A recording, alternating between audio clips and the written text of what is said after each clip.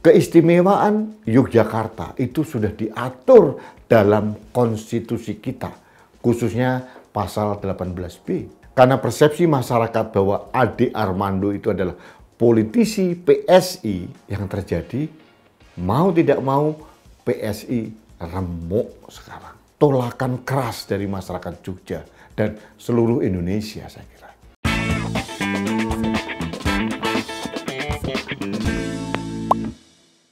Halo sahabat Main TV, kita bertemu kembali dalam Rudy's Mind. Sahabat Main TV, jujur saya sedih sebetulnya.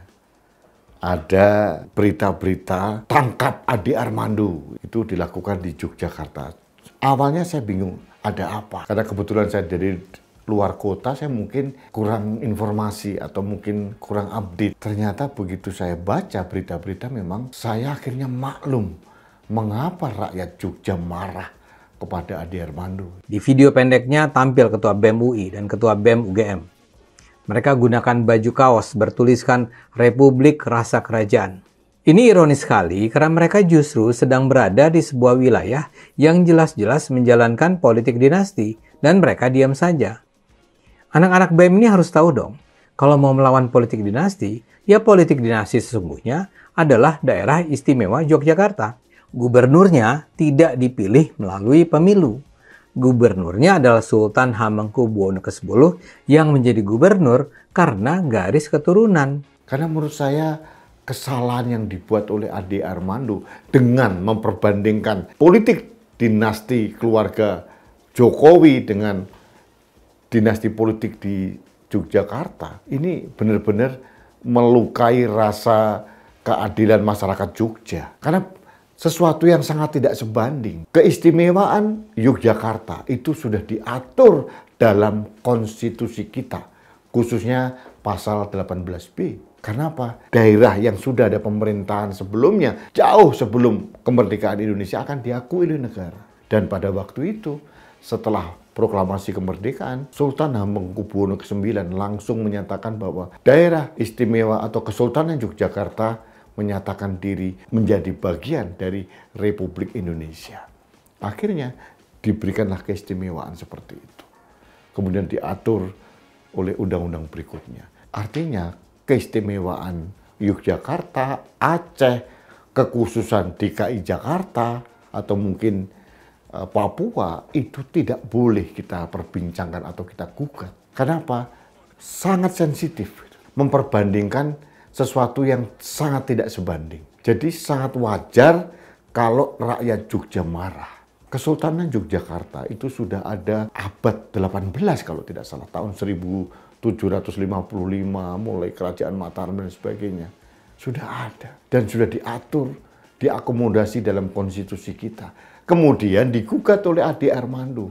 Ini kan aneh. Akhirnya yang terjadi, karena persepsi masyarakat bahwa Ade Armando itu adalah politisi PSI, yang terjadi mau tidak mau PSI remuk sekarang. Tolakan keras dari masyarakat Jogja dan seluruh Indonesia, saya kira. Ini blunder yang sangat kontraproduktif yang dilakukan oleh Mas Ade Armando. Kebetulan saya kenal beliau. Beliau seorang ahli komunikasi yang baik, mantan dosen di UI, dan saya menghormati gitu. Tapi saya bingung mengapa seorang Ade Armando membuat blunder yang menurut saya tidak perlu. Kalau harus membela Pak Jokowi, ya enggak gitu juga lagi. Jangan memperbandingkan sesuatu yang peka. Jadi rakyat Jogja marah atau sebagian besar rakyat Indonesia marah, ya wajar. Dan akhirnya yang mendapatkan rezeki keterpurukan, respon masyarakat, sentimen negatif dari masyarakat adalah PSI, itu wajar. Karena Ade Armando sekarang identik dengan PSI. Jadi kalaupun sekarang PSI yang konon mendapatkan keistimewaan dari Presiden Jokowi secara pribadi, karena anaknya baru 2 hari langsung jadi ketua umum, kemudian balihonya tiba-tiba mengelilingi seluruh rakyat Indonesia di berbagai tempat, sekarang akhirnya terpuruk. Sentimen negatifnya sangat menonjol terhadap PSI. Ini yang terjadi.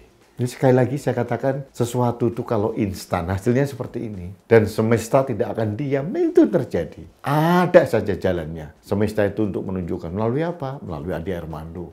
Blunder-blunder yang tidak perlu. Jadi sekali lagi saya katakan memang tidak bisa kita perbandingkan apa yang dibangun oleh Jokowi untuk membangun dinasti politik di keluarga dengan Kesultanan Yogyakarta. Berbeda sama sekali. Ini tidak melanggar undang-undang. Bahkan ini diakomodasi oleh undang-undang. Tapi yang dibangun oleh Pak Jokowi itu menabrak hukum, menabrak demokrasi, menabrak konstitusi. Berbeda. Jadi kalau kita harus menerima apa yang dilakukan oleh Pak Jokowi, jujur saya tidak bisa. Akal sehat saya, kewarasan saya seolah-olah diperkosa kalau saya dipaksa menerima apa yang dilakukan oleh Presiden Jokowi sekarang. Jadi inilah menurut saya, hati-hatilah membangun narasi di ruang publik. Apalagi seorang politisi. Di belakang Ade Armando itu wajahnya sudah persepsinya adalah PSI. Jadi sekarang kalau mengkaitkan antara Ade Armando dengan PSI, ya jangan disalahkan rakyat. Wong katanya baru diberikan teguran keras kok. Belum ada sanksi yang memadai.